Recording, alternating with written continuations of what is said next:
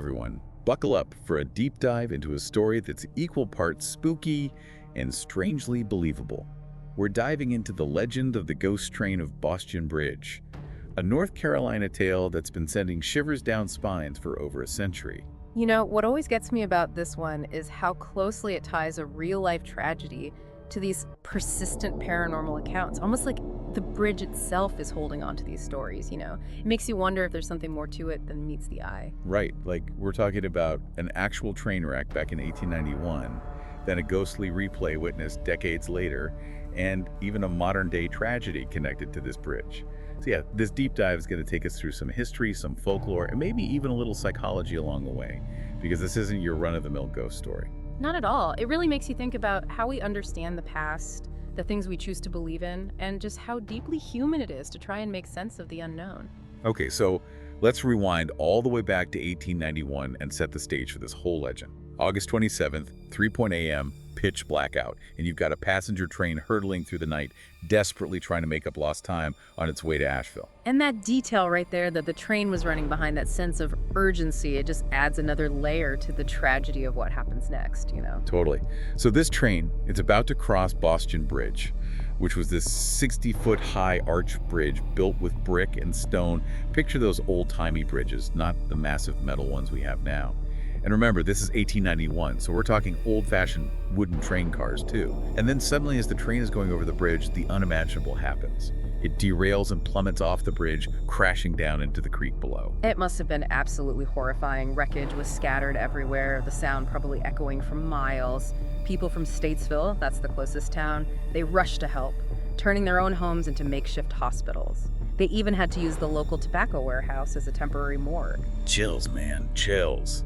Can you imagine the impact on that town? This sudden, enormous loss.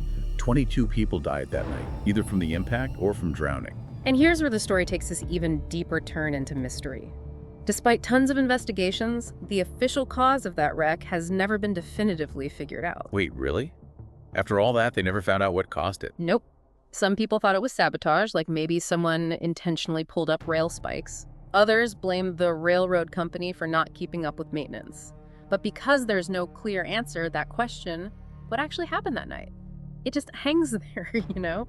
And that unsolved mystery, it becomes the perfect breeding ground for legends to take hold. Oh, absolutely. It's like not having a real explanation makes room for other possibilities, right? Exactly.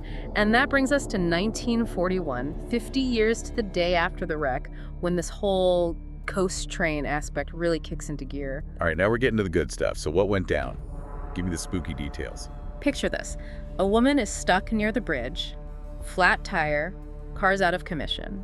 Her husband's gone to find help, leaving her all alone in the dark. And keep in mind, this is way before cell phones, before you could just call for help. She was totally isolated. Ooh, I can already feel the tension building. So she's alone, it's dark. What happens next? She hears a train whistle off in the distance and sees a headlight getting closer. But here's where it gets creepy. She says the train looked old-fashioned with wooden cars. Whoa, hold on, that's giving me goosebumps. It's like she's describing the train from 1891, even though it would have been long gone by then. Exactly. And then, just like in the original wreck, she watches this train disappear over the edge of the bridge. She even said she heard the passengers screaming. Okay, now that's just straight up spine chilling. But this is where the psychology of it all comes into play, right? I mean, do you think maybe this woman being stuck there on the anniversary of this awful wreck was subconsciously filling in the blanks based on what she knew about the tragedy? Or could this be evidence of that place memory thing you mentioned earlier? It's a really interesting idea and totally relevant here. Place memory suggests that certain locations, especially ones marked by trauma or really intense emotions, can actually absorb and hold on to the energy of those events. You mean like the bridge itself is haunted by what happened there? Kind of, yeah. Think of it this way. You know how certain smells can trigger a really vivid memory? Or how a song can take you right back to a specific time and place? Place memory, it's similar, but on a much larger, more intense scale. Okay, I think I'm starting to get it. So are you saying Bostian Bridge, with this heavy history of the train wreck, might actually be holding on to the energy of that event? And maybe, just maybe, that's what that woman from 1941 tapped into. It's definitely a possibility, and it raises so many more questions about memory, trauma, and the stories we create around the places where these events happened. It's one thing to hear a ghost story, But it hits different when it's tied to a real place with a real tragic history. It makes you think about other places, like the battlefields, places where disasters happen. Do they hold on to those echoes of the past too? It's a question that's fascinated people forever, Take Gettysburg, for example. Even now, people who visit, people who don't even know the history, they say they feel this overwhelming sadness, this sense of unease. Right, like some people think that's the energy from the battle, that it's somehow soaked into the land. Exactly. And that feeling of a place holding on to what happened there, it's not just those big historical events either. Think about your own life for a sec. Aren't there places you've been where you just get a certain feeling, maybe good, maybe bad, and it seems to stick around long after whatever happened there? Totally. Like there's this old apartment I lived in, right? That's where I went through a really bad breakup. And even after I moved out, every time I'd walk past that building, I swear I could still feel that sadness, that heartache just hanging in the air. See?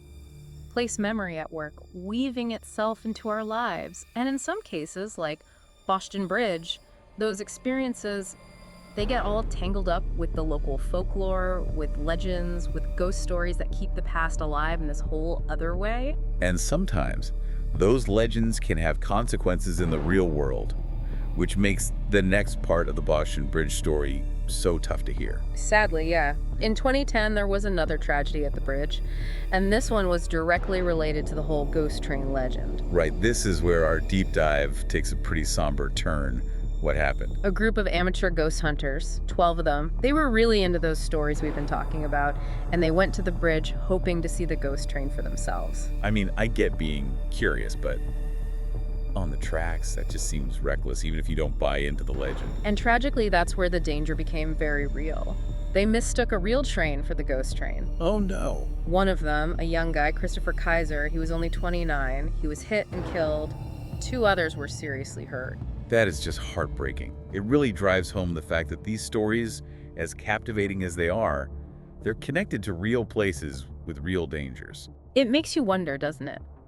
How much does our fascination with the paranormal, with the things we don't understand, how much does that affect how we see risk, how we decide what's real and what's just a story? It's like that line can get blurred so easily, especially in the age of the internet. You've got those ghost hunting shows, online forums, all these things that can make those stories feel even more real, even more tempting. And in a way, that takes us right back to that 1891 wreck and the mystery of what caused it. No definitive answer, It's like an open door for people to speculate, to think about all the what ifs, and that keeps the legend alive. And tragically, it might have played a part in the 2010 accident, too. Like a vicious cycle. No answers lead to stories. And those stories, as powerful as they are, those stories can lead to people making choices that put them in danger. And it's a reminder, I think, that we have to approach these topics, ghost stories, legends, the whole paranormal thing, with curiosity, but also with a healthy dose of critical thinking. It's great to be drawn in, to feel that wonder, but we can't forget about the history, the reality of where we are. Definitely. Okay, so we've covered the wreck, the ghost train sightings, and this really sad modern-day tragedy that reminds us of just how real the danger can be. But before we wrap things up, I want to circle back to this place memory thing for a sec. Sure. What are you curious about?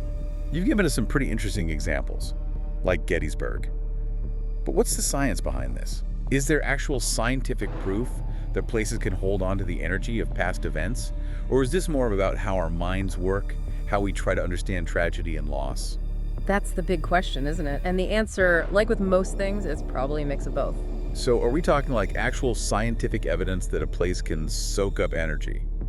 Or is it more about how our minds connect to places where something big went down? Honestly, it's probably a bit of both. There's some pretty fascinating research out there about what they call residual haunting phenomena. They're trying to study these stories scientifically, like they'll measure electromagnetic fields, environmental changes, trying to see if there's anything measurable that could explain these experiences. Okay, that's kind of cool, but also kind of creepy. So, are they looking for actual ghost detectors? Well, not exactly ghost detectors. Energy signatures might be a better way to put it. What if a place could actually hold on to traces of past events? Not literally like with ghosts, but as these little changes in the environment that we might pick up on without even realizing it. So you're saying our bodies could be sensing something's not right, even if our brains aren't fully aware of it? Exactly. And our brains, they're always trying to make sense of things, right? So they might fill in those gaps with stories, legends, all those ghostly explanations. Whoa. That's wild. So it could be a combo of real physical stuff and how our brains interpret it. Exactly. It's that overlap, the tangible and the intangible, the historical and the personal.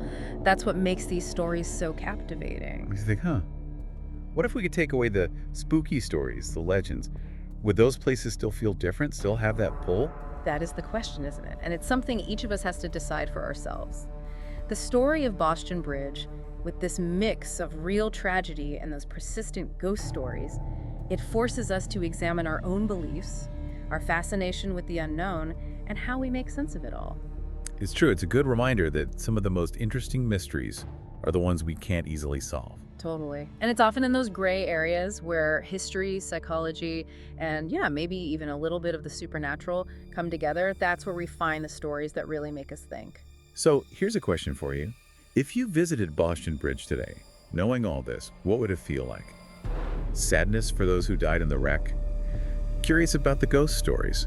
Or maybe just a good dose of, I need more proof? That's a question worth chewing on, don't you think? For sure. And maybe that's the whole point. A reminder that even in this world obsessed with data and science, there's still space for mystery, for wonder, for those stories that make us rethink what we believe is possible. Well said. Well, on that note, I think we've given everyone a lot to ponder today. Ready to wrap up this deep dive into Bostian Bridge? Let's do it. All right, everyone, thanks for joining us on this journey into one of North Carolina's most enduring legends. We've covered the history, the folklore, the very human need to understand the things we can't explain. But like always, the real deep dive starts now. It's your turn to keep exploring, ask your own questions, and decide what you believe.